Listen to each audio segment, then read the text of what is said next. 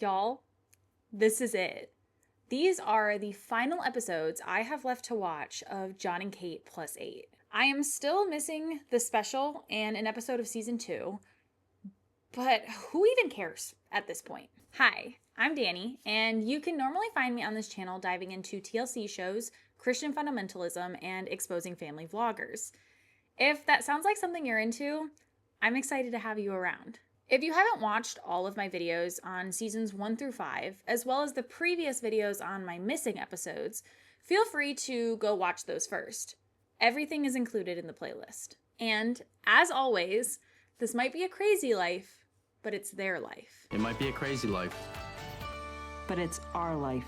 And in this episode from season 4, the family is going green, meaning they're making their house more environmentally friendly. This process includes adding solar panels for their electricity, thermal panels for their hot water, solar lighting along the driveway, and LED light bulbs throughout the house. And Kate claims she is doing better at staying calm during these large home projects. I received a plan of what was going to take place hour by hour on each day, or what was supposed to take place, which I appreciated. And so that part of all of that really helped me embrace it and be able to do it. After they're done installing the brackets for the solar panels, they realize the solar panels themselves have not yet delivered. Is your wife going to beat you up?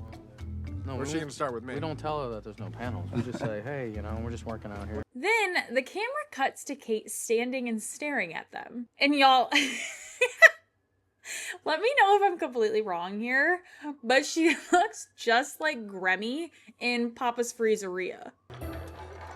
My goal was to... Stay inside.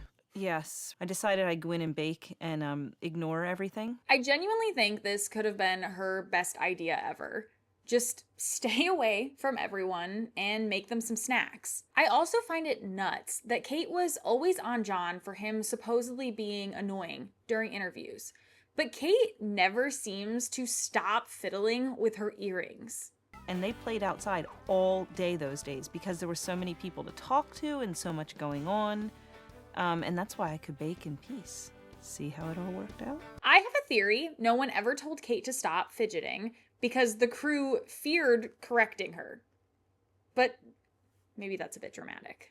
Unfortunately, we do get this small exchange of Colin being extremely guilty. The kids had been instructed not to go past the orange cones as that's where the construction was happening. If you say I did, then I'll say you did. Colin went past the orange cone. No, I did. Aiden went past the orange cone.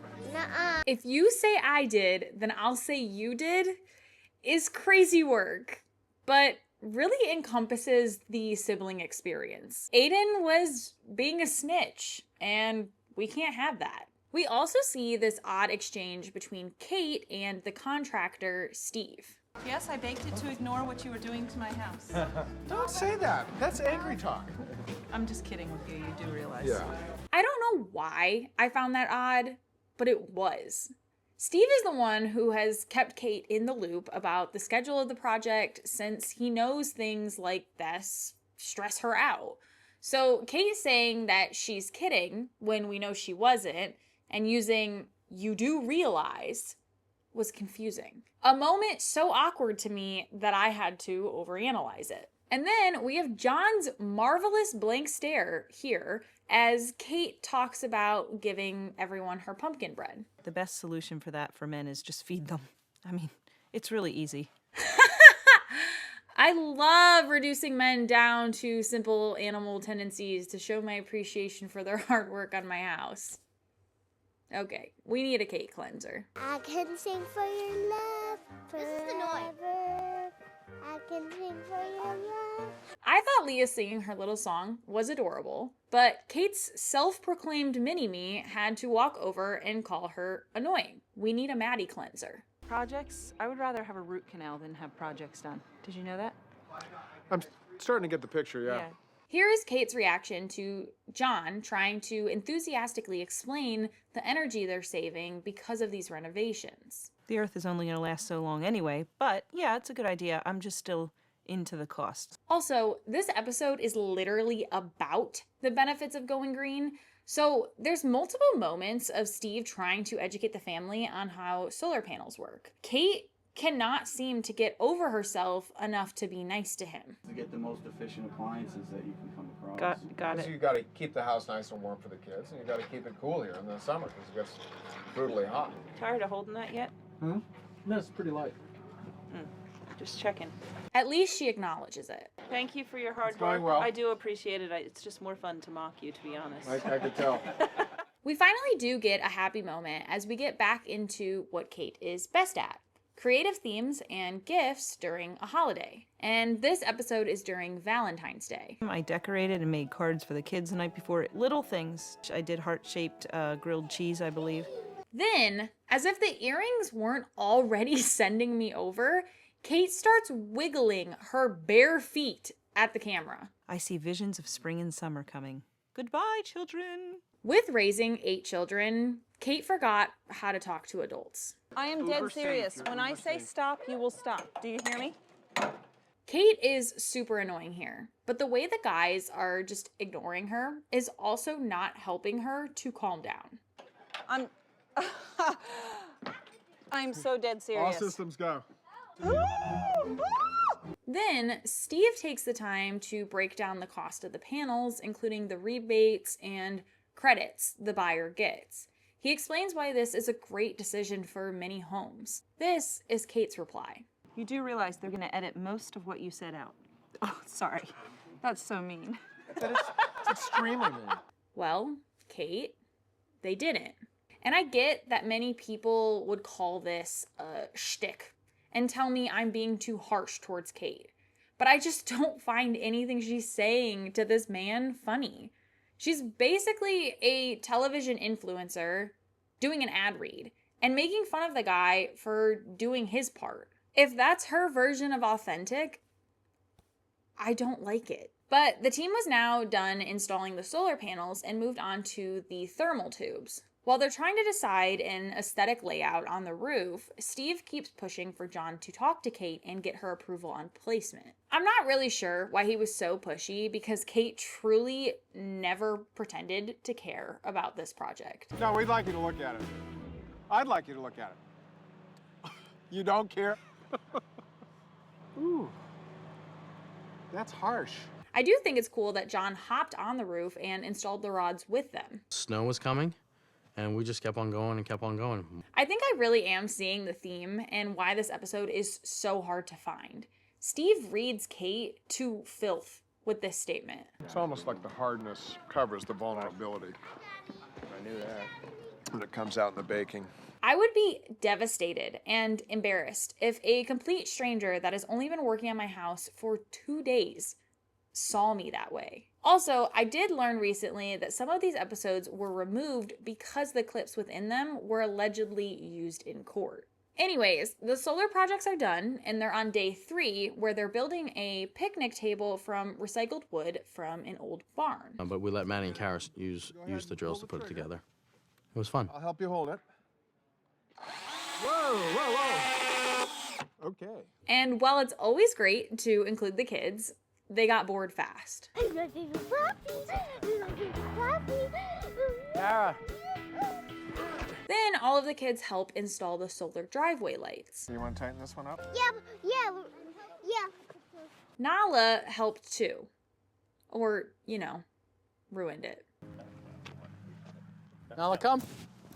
And that officially concludes season 4 on this channel. Now, the 3 episodes of season 5 that were incredibly difficult to find. This one is titled The First 10 Years and covers Jon and Kate's relationship. The beginning of the episode talks about them meeting while Jon was working at a hotel, getting married at 22 and 24, and then almost immediately having Maddie and Kara. The girls were born just months after our first year anniversary, which now thinking about it, what the heck was our rush? But anyway. This episode is very much for people that needed to meet the family before watching all the big breakup episodes because it's a bunch of recycled content from the show. They talk about how motherly and kind Kara is, Then they talk about how Maddie was born 6 minutes after Kara and is more temperamental but still extremely loving. Tries to be manipulative and controlling and in charge all the time. What's wrong, man? Then they talk about how Jon was happy with the twins, but Kate kept saying she wanted more until Jon gave in. That can't possibly be what I'm seeing because there's no way there's that many. And, of course, after months of bed rest, the sextuplets were born. It's the big boy Colin. Then we hear about how Alexis is the wild child, Hannah is mature, Aiden the professor, Colin is the organized helper, Leah is small but tough, and Joel has the best smile. He's gonna find a woman someday who falls in love with his looks, and then she'll marry him, and then she'll realize how clueless he is. I know I've mentioned this before, but I truly hate how they describe each child. The descriptions hardly feel personal, and some kids get way more negativity than true positive traits. And yet, Kate is still doing this today. Here is a TikTok that was recently sent to me. And yes, as of July 13th, Kate is on TikTok. Most of her videos are of her German Shepherds and answering people's questions. She is currently a nurse in pediatric home health care. So I'll go in birth order. All right. So my favorite thing about Kara is how she's so competent, like she just calmly gets it done, and how kind she is. Definitely, without a doubt. My favorite thing about Maddie is that, sorry, Mad, but I understand her because she's so much like me. So like, I kind of understand how she does things and how it'll get done because I panic, and like we both kind of panic and then it gets done. But Maddie is also very efficient and she's a really great adult. My favorite thing about Alexis is that she is softer and gentler and kinder than comes across. She takes care of me. She sort of mothers me sometimes when she's in her mothering phase. And it makes me feel very loved and comforted. I do not believe in diagnosing people, as I do not have the degrees, certificates, or knowledge to do that. Also, I do not know these people and will never pretend to. So, generally speaking, Kate has shown a lot of narcissistic traits throughout the show, and the way she has described her children here so far feels similar. Nearly every compliment she has about each child is about what they do for her and how they make her feel. It's so self-centered when the point was to talk about the kids. My favorite thing about Aiden is how good he is with the dogs. He's very gentle and kind, and he's very sweet with them, like sweeter than the other kids even. Skipping over the kid that still talks to Jon is interesting. Although I know Hannah does talk to Kate, and living with Jon never changed that. My favorite thing about Colin was always that he helped me so much and was my helper boy. And that's all I'll say. And what did you do, Kate, in moments that he wasn't feeling like being your helper boy? Genuinely. Why even mention him if you're just going to talk about him in past tense and make it seem like he's dead? You only know him in the past tense. And based on how you've described him and treated him, then, you maybe never knew him. My favorite thing about Leah is that she is the best baker and cooker, and anything that I need in the kitchen, it's just done. And also she does my errands, and she's also like a little mom. I missed Hannah. I'm shocked she acknowledged it. I guess she somehow genuinely just forgot while going through the list. That's wild. My favorite thing about Hannah is how encouraging she is, and she's also a lot like me. She's very encouraging, and I think that she, how can I say this kindly, unfortunately, she knows this, pretty much had to raise herself a lot, and that's very painful to me, but I am very proud of how she's done it, and proud of the adult she became pretty much on her own. Very interesting how the kid who raised herself is one of the only that is not by Kate's side. These poor kids are so attached to their horrible mother. My favorite thing about Joel is that he is he's just a well-rounded, really great guy. There's just not, like, he'll do anything for me, he'll fix anything for me. Aiden, stop making faces. He's lovely. I never truly learn anything about these kids when she talks about them. I know how they treat her, but not their interests, their dreams, or how they treat others. I also want to add that the argument that the majority of the kids stayed with her, so she's clearly not the issue, is simply faulty logic. People stay with abusers all the time. It's not rare, it's actually very common, because leaving is complicated. There are power dynamics, fear, guilt, and sometimes just the comfort of the familiar. And when it's siblings we're talking about, it's even messier. Kids grow up in the same household. They're conditioned to a certain environment, and often they don't even recognize the behavior as abusive because it's all they've ever known. So staying doesn't automatically mean things were healthy or safe. It usually just means that the barriers to leaving were higher than most people on the outside can imagine. I also want to be clear that I never thought Jon made an excellent father. When comparing, I always liked him more than Kate, but I genuinely think they're both selfish and childish adults that desperately need a therapist to help them navigate the way they act. Jon is also on TikTok, and as mentioned, Kate blocked him. He is still obsessed with talking about her, and I really just wish he'd shut up, move on, and be happy with his new wife, Stephanie. Back to the episode, they recap the special days each kid had.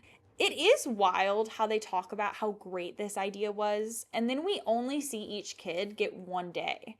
This show was 2 to 3 years long, so they should have given the kids special days again. Truly, this whole episode is just recapping, because then they talk about Jon making dinner that one time, camping and making s'mores together, family movie night, and some other things they did together at home. Then they recap a bunch of the family outings and vacations, and we see Kate crying on the plane for at least the 5th time. Oh my. Serious? And we see this adorable clip for the millionth time. What happened to Hannah? Hannah pooped. She pooped. And Hannah's sunrise. And they recap getting the dogs. He stepped in his poop. He stinks disgustingly. He's going back, and I'm not kidding. This is nasty. Soon we're gonna say, what did we do before dogs? No, I will never say that. Meanwhile, this is her TikTok. And finally, the episode wraps up with them talking about how they're splitting. I definitely thought there would be something new in this 43-minute episode, but there wasn't. This next episode is called School Days, and it's about getting the sextuplets ready for junior kindergarten. And they start by going shoe shopping. Now is time for order because I can't stand chaos. Kate talks about this being the first time they've been to a shoe store since she's always done shoe shopping online. Then, as they're leaving, we see mobs of fans outside the store. Everywhere I go, whether I'm speaking, traveling, in an airport, I have seen major support just saying, we're behind you, Kate. You're doing the right thing. Keep doing what you're doing. Genuinely, I think this is so common and yet so dangerous how many people with a platform listen solely to the positive things that are said to them. Obviously, the negative can be extremely hurtful and really get to you. Even as a very small creator, I experience that nasty feeling in my gut when I read a hateful comment. But I don't know. You should probably try to either take in no feedback or allow yourself time to take in enough to get a full picture of how people feel about what you're saying and doing. It's a tricky balance, for sure. This is our first day of school. This is our first day of school. This is my first friend. Kate says that their helper was there that morning to help with the kids' hair, clothes, breakfast, lunch boxes, and then loading them all into the car. I think it's great that she has someone to help with all of that because the first day of school is a lot for both parents and the kids.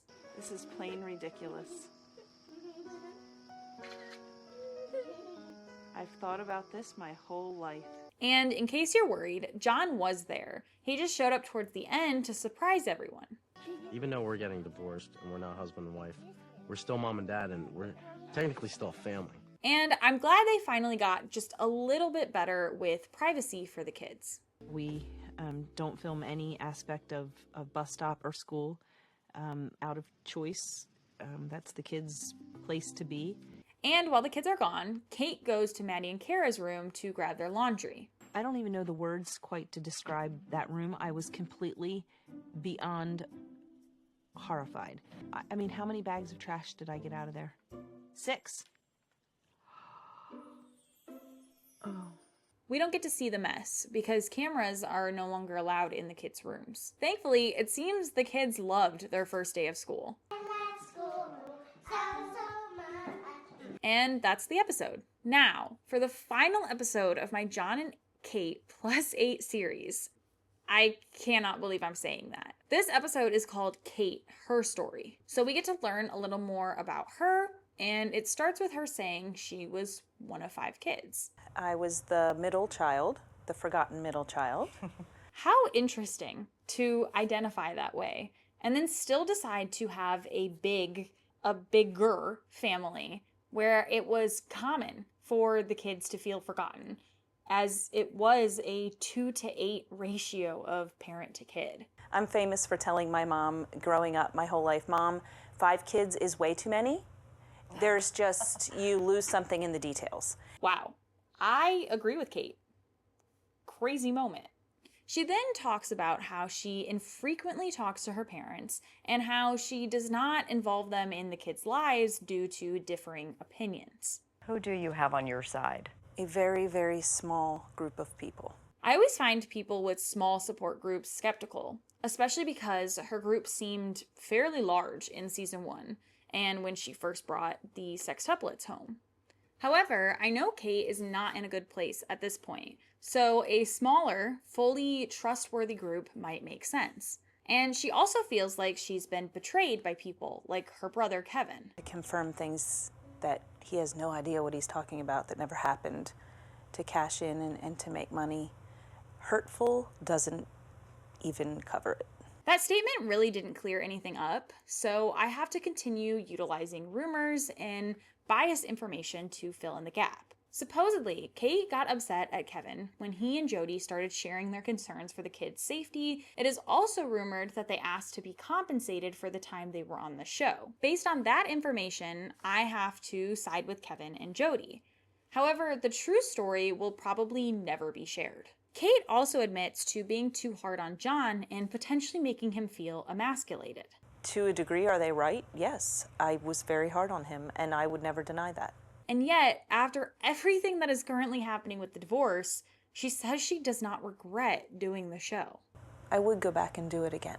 Could anyone know Jon and Kate Gosselin would become tabloid fodder, stars of a soap opera, instead of a heartwarming reality show? Obviously, I have so much bias here, and I already know their relationship is long over. However, even elementary age me knew before the final season aired that I did not want a relationship like Jon and Kate had. Then Natalie, the interviewer, asked Kate if she believes this show exploits the children, and Kate says no. There is nothing that would ever force me to put them in harm's way. I just don't believe your kids having to find ways to deter paparazzi is safe, or knowing there's footage of them being potty trained. Kate focuses on how having the camera crew there did not change the kids because they still played the same. But the show started when they were so young that I'm not totally sure you could make that argument. I just don't understand why Kate is so set on this show being a good thing for everyone, rather than just acknowledging it's a job that pays really well. She then says she can't go back. Let's face it, being a nurse, a single mom of 8 kids, I would not be able to provide for them in any way, shape, or form. Meanwhile, she was making about $20,000 per episode and up to $50,000 per speaking engagement. No one told her she had to go back to nursing. I would have just preferred she become an influencer without showing her children, giving them full privacy while she wrote books and went to speaking events. The show was not even remotely her only option. I just want peace. Then get the cameras out of your house and spend time with your children. Natalie suggests that her peace may look like stepping out of the spotlight. Is that not an option for you anymore? We're too far gone. Stepping out of the spotlight when it's prudent to do so, I think, is a good thing. Why would protecting your children from the paparazzi not be beneficial for their future? Especially when their parents' faces are splashed on every magazine. She also shares that she believes if they didn't do the show and had stayed being a nurse and working in IT, they would have struggled financially and their relationship would have ended sooner. I find that super interesting to say, given there's genuinely no way to know that. Kate cuts Jon some slack. He was the one at home all the time, while Kate was frequently on the road at speaking engagements and book signings. And we already know this because in the show, Jon talks about feeling like he lacked a purpose outside of being a dad. And I really do think that is completely fair. I think by the time you're a parent, it's not your own goals anymore. It's for your kids. However, there's almost no way to measure if you're ready to be a parent or not. Jon was 23 when Maddie and Kara were born. That is 2 years younger than I am now, and the perfect age to think you know yourself, just for it to all completely change. Humans are constantly changing, and I see no reason why you can't have personal goals as a parent. Obviously, as long as you continue showing up and caring for your kids alongside those goals. I still wake up every day and I think the phone will ring and it'll be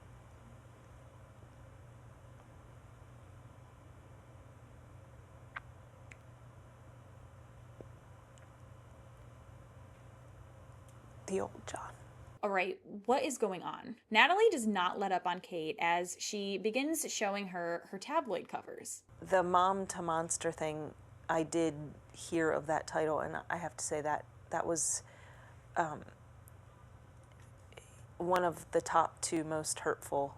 Natalie then challenges that Kate would have never been on the tabloids had she not done the show, and Kate somehow doesn't agree. She says she signed up for a reality TV show. However, she cannot see that nobody on the front cover ever really chooses that. The majority of celebrities don't sign up to be gossiped or ridiculed about. You don't even let them say the word paparazzi? No. Why not? Because it's not normal. A 5-year-old should not know the word paparazzi. Kate continues to be so close to understanding and so blinded at the same time. Natalie is trying so hard to make Kate acknowledge she is at least partially at fault. Not by my doing, I can tell you that. Well, by having a reality TV show, that is your doing. Right, but I can't take credit for that. I can't believe Kate stuck around for this whole interview and even let them air it. It doesn't feel selfish. It feels hurtful. It feels like I am selfless because I'm trying to do the best with the current situation that I possibly can for my kids. Then they talk about Jon being photographed with young women and him spreading the rumor that Kate possibly had an affair with her bodyguard. I guess rumors also stated Jon had women outside sunbathing on their front lawn. He was definitely unhinged at this point. I did find it interesting that Kate said she hasn't talked to him about the girls he dates or anything related to that topic. I don't personally love that because I think the biological parent should have a say in the adults their children are near. In terms of dating and all of that, I honestly, I've never ever broached the subject with him as far as anything I've read, seen, or heard. We haven't even had a kid yet, but my husband and I already agreed that if we, God forbid, ever separated, the other parent would have to approve introducing a new boyfriend or girlfriend to the kids. Kate preaches how much she cares about her kids' safety, and I'm just not seeing that here. Also, I did not realize TLC sued Jon for breach of contract.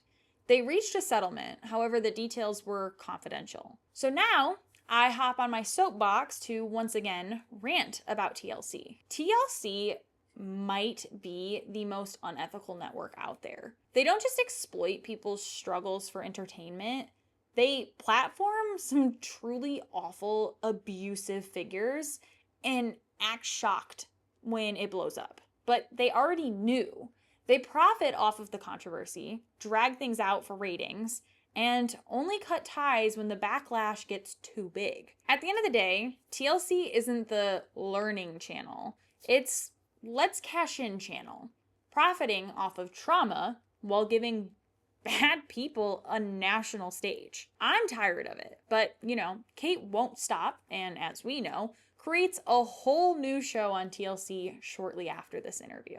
There's no hurting the kids. All I can tell you is that the kids miss the crew. And she ends it with a message to the fans. I've watched our kids grow up, and to them I just say thank you. Thank you to each and every one. And that is the end. I have finally watched nearly every episode of Jon and Kate Plus 8. That was 117 episodes. And somehow, we're just getting started with this family. If you enjoyed this video, please give it a like and subscribe below. Thanks for watching. Just a reminder, critiquing isn't the same as hating, especially when it's about protecting people.